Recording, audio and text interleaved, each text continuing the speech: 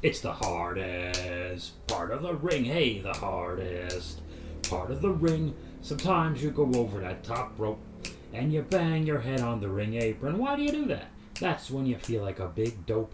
They're the worst bumps you can be taking. Oh, it's the hardest part of the ring. Hey, the hardest part of the ring. One more. Sometimes you reach out for that hot tag and you go ahead and make your own comeback. Don't do that. That's when you should quit wrestling and you're better off rolling in thumbtacks. AW, the hardest part of the ring. Hey, the hardest part of the ring. Now double claps. Clap, clap, clap, clap, clap, clap, clap, clap, clap, clap, clap. The hardest part of the ring. The hardest part of the ring. Ba-da-ba-da. Whoa. Yay! What's going on, Bob Squad? We are bushwhacking our way through another episode of Hardest Part of the Ring. Thank you so much for joining me. It is what it is. I am what I am and what I am. At the end of the day, like it or not, win, lose, or draw, cross your eyes and dot your T's. Just being the best Bob I can be. Anyway, you slice it if you know what I mean, and I think that shit don't. I've seen weasels with the measles. I've seen chumps with the mumps. I once saw a fella with rubella and varicella, and he turned yellow. And let me tell you, it ain't pretty. But you could lead a horse to water and get him to drink, but if he floats on the back, then you're going to sell an ass every 18 inches. I messed that up at the end. That's okay, guys. It wasn't half bad. Gave it a go. We're going to hold off. I'll do some toy business at the end. Let me take a sip of my Kavita Master Brew Kombucha, raspberry lemon flavor. One moment, please.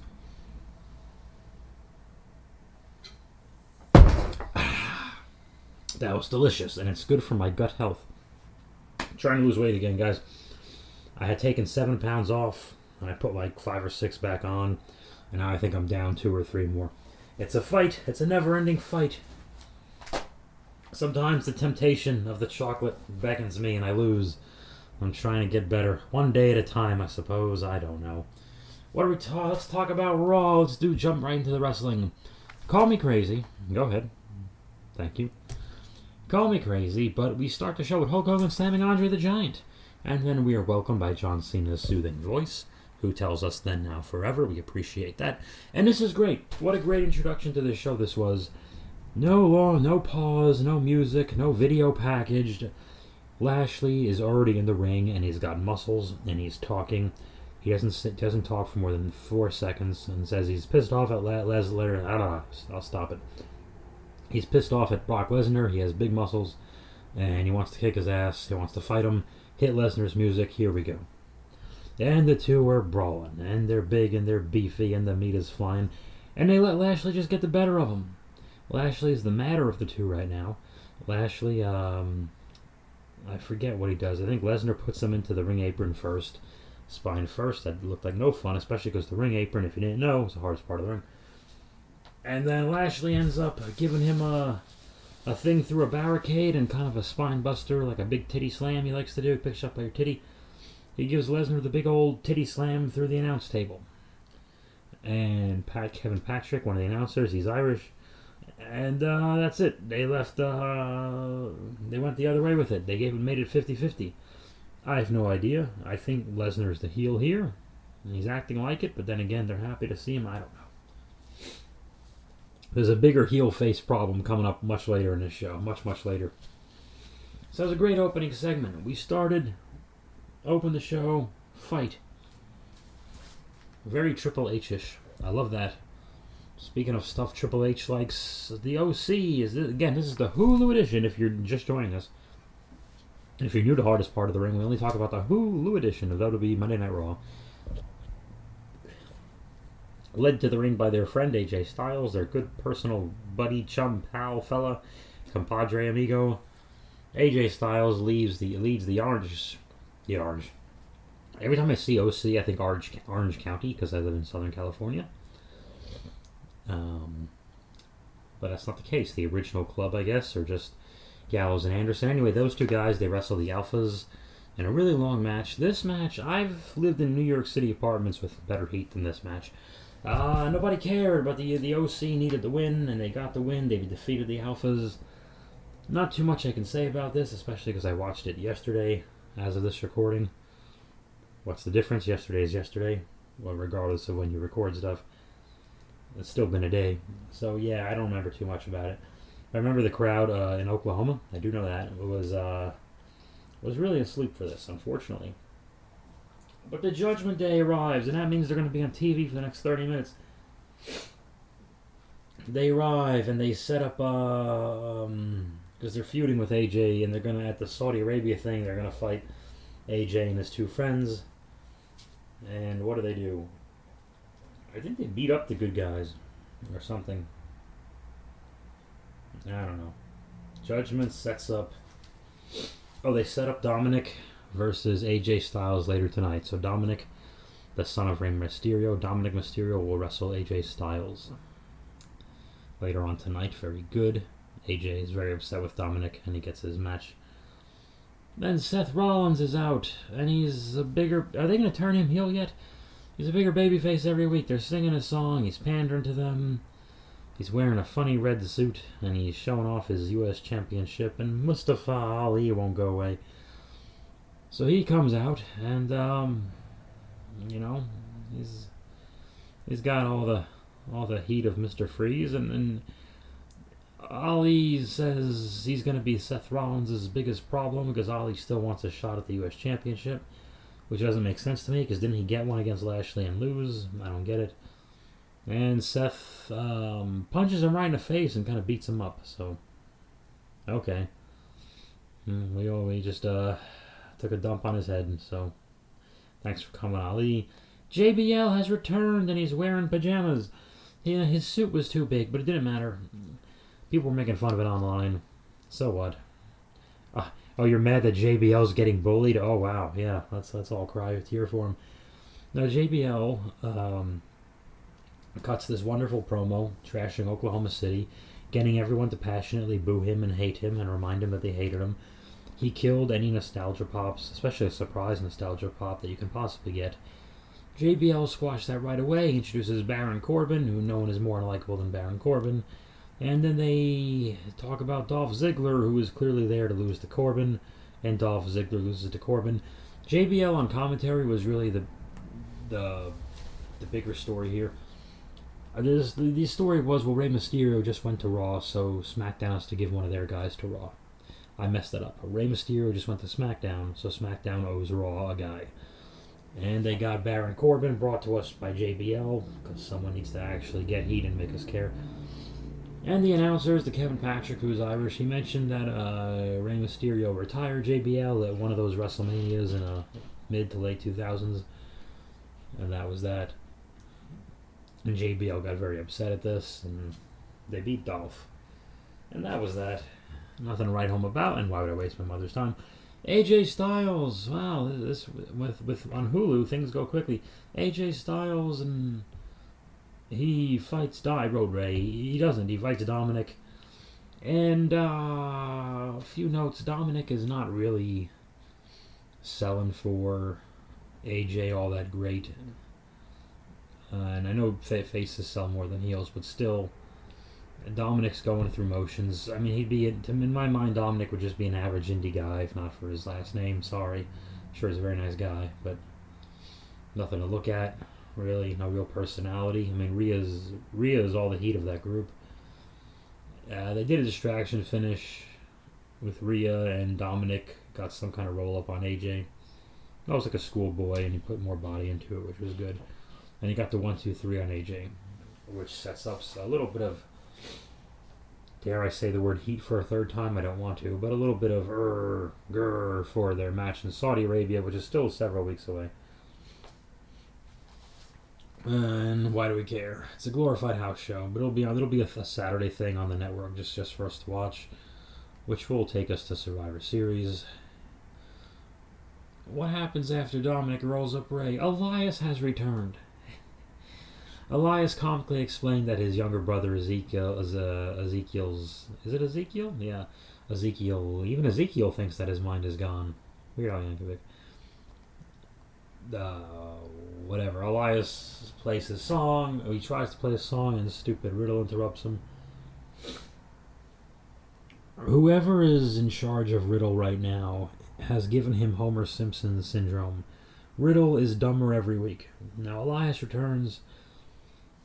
They're happy to see him and he's playing into the cheers, but he's acting like a babyface.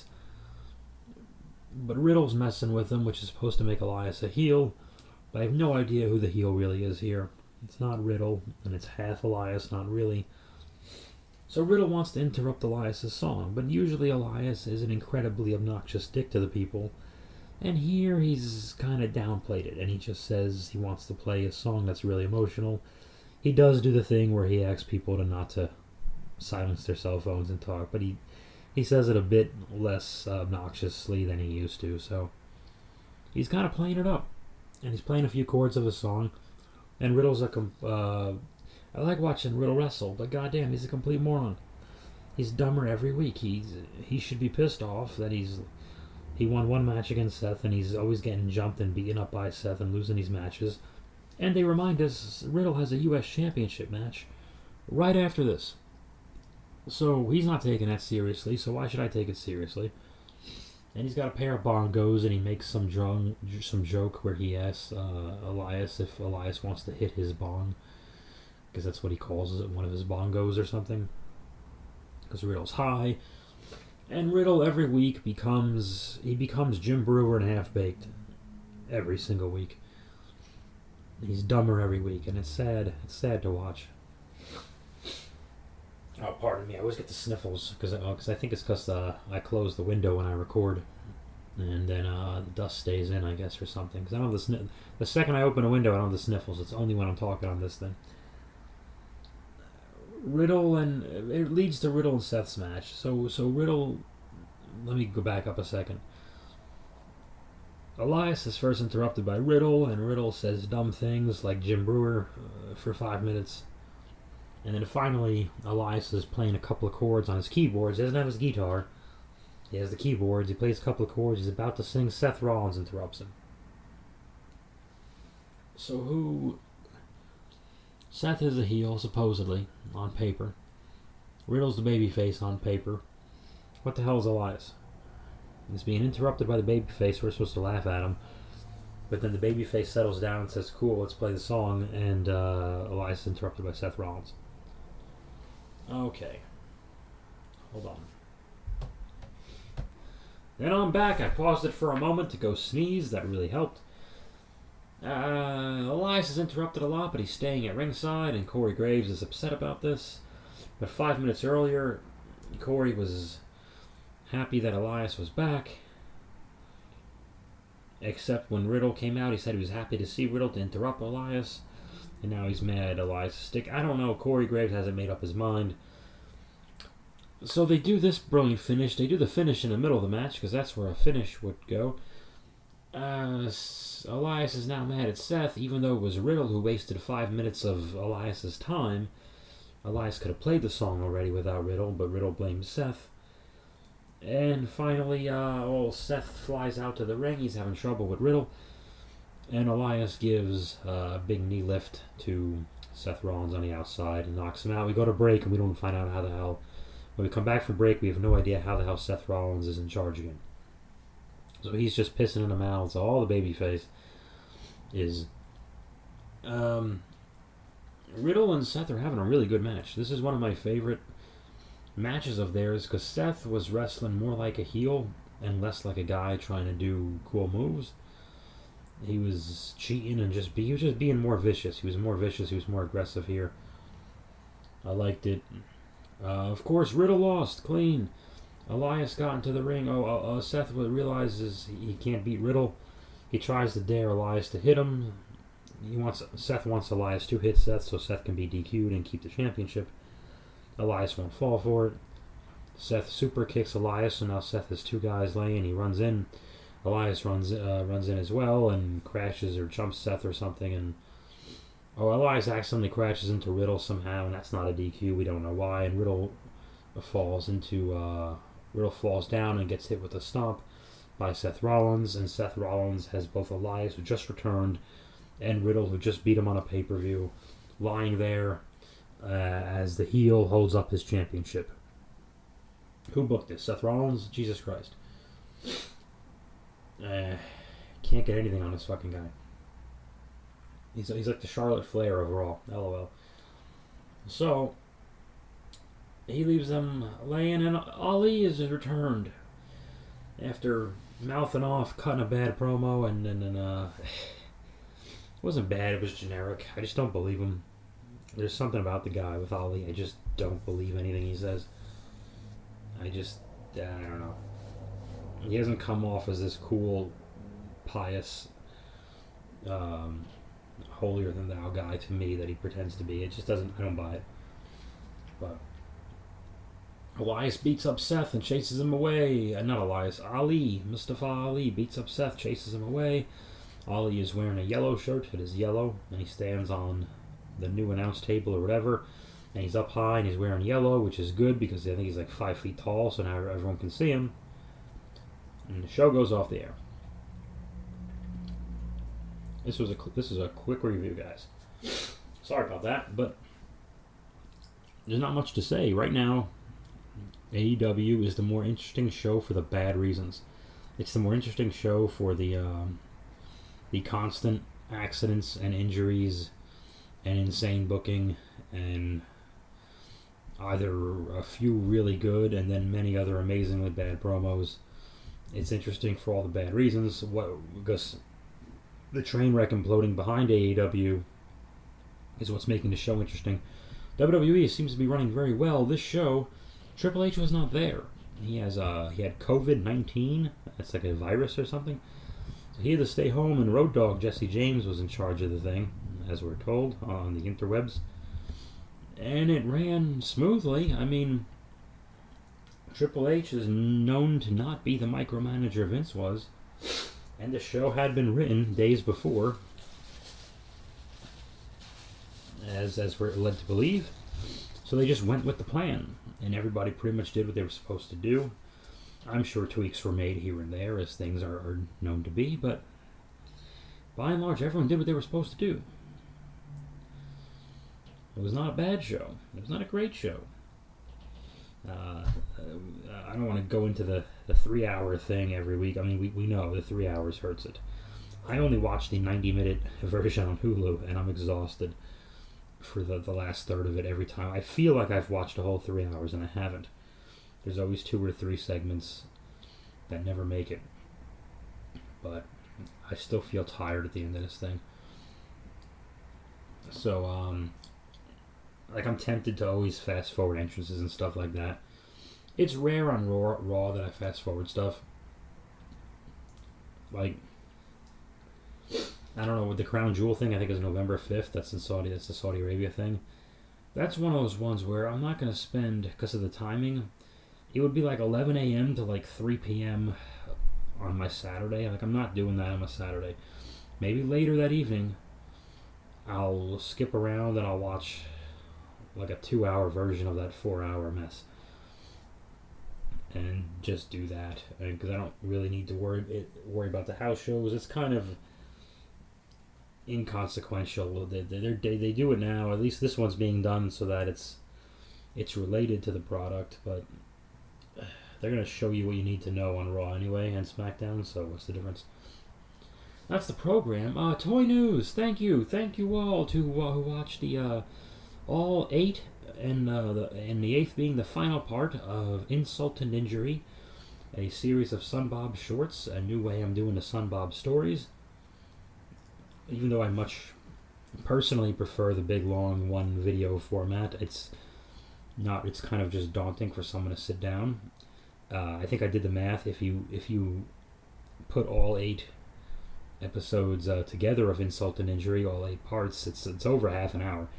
But I hate that. I hate to just talk about views and numbers and stuff, and it doesn't really matter. I'm still not breaking. A few parts broke triple digits, and when I did the Flash one, Flash in a Pan a few months ago, that was a 40-minute thing, and I think it's a really cool little movie I made for that 40-some minutes. But unfortunately, I mean, yikes, yeah, nobody wanted to click on it. And you guys always do. You always support it, and I'm really glad that you did. But I like a few more people to see these things. They do take a long time to make. Even like a 3.5 minute, 4 minute part, as most of these things were.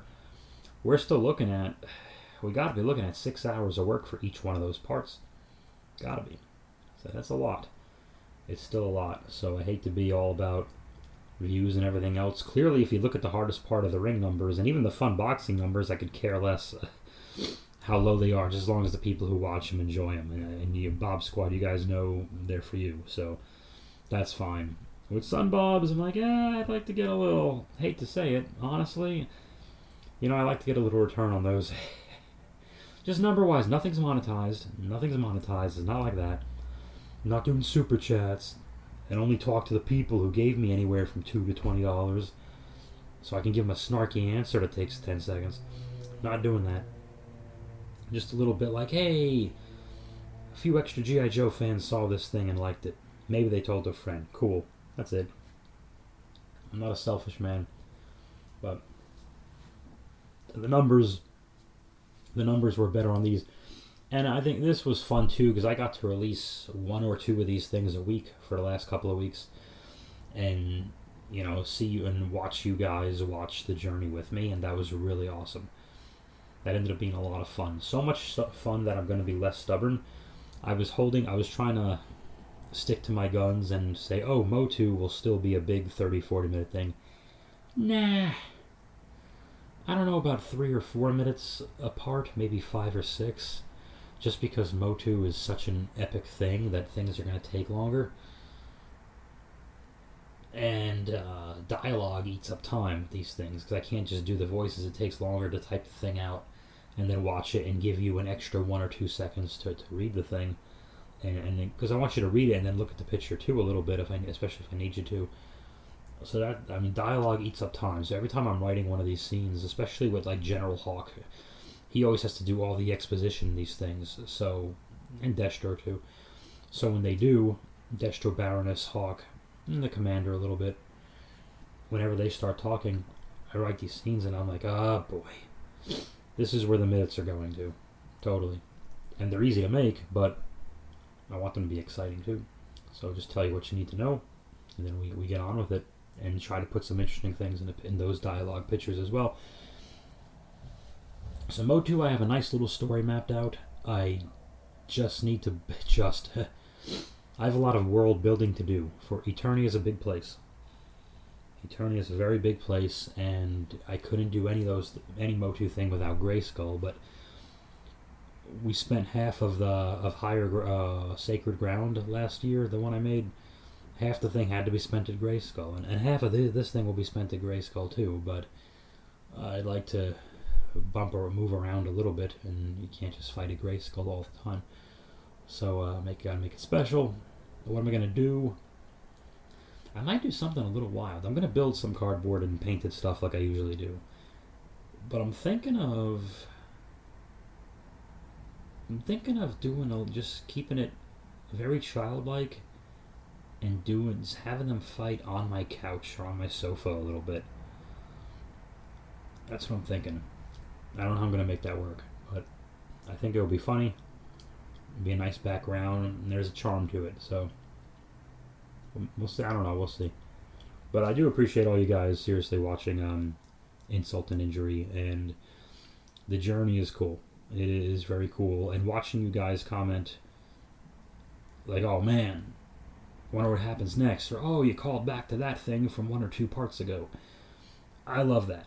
That's really what I wanted. So sometimes you gotta let go of you gotta be less stubborn and let go of what your vision of your art is, and once you put out into the world's gonna tell you the best way to do it. I've learned that with comedy, and I learned it with wrestling too. For some reason I was more stubborn with the toy thing, because that was completely a blank canvas. It was completely mine. And wrestling and comedy, you get instant feedback, and these other videos you get eventual feedback. So I was clinging to control, because what else do you really control in life, But so we're gonna try it that way and have a little fun with Motu next. I know you saw RoboCop at the end credits. We're gonna wait on RoboCop. I'm gonna hold off on him. I just want you to know he's in the universe. And G.I. Joe and the government foolishly thinks RoboCop is a suitable replacement for Snake Eyes. And I have a feeling that'll work for a little while until it doesn't really work. So that's more of a an early 2023 thing. And I have something in mind for Batman in the G.I. Joe universe as well. And it looks like Snake Eyes and Timber are living with him now. That's a fun Threes company if there ever was one. Not going to do too much with that because there's really no dialogue to be had. One guy doesn't talk and the other guy is a wolf. But he's a wolf that talks and flies the Skyhawk. Everyone loves that. Eddie all loves Timber flying a Skyhawk. Okay, I just want to talk about toys. Wrestling was not bad, not great, not interesting. I gotta get my laundry. Bob Squad, I thank you very much for joining me on the hardest part of the ring. Hey, the hardest part of the ring. Ba-da-ba-da.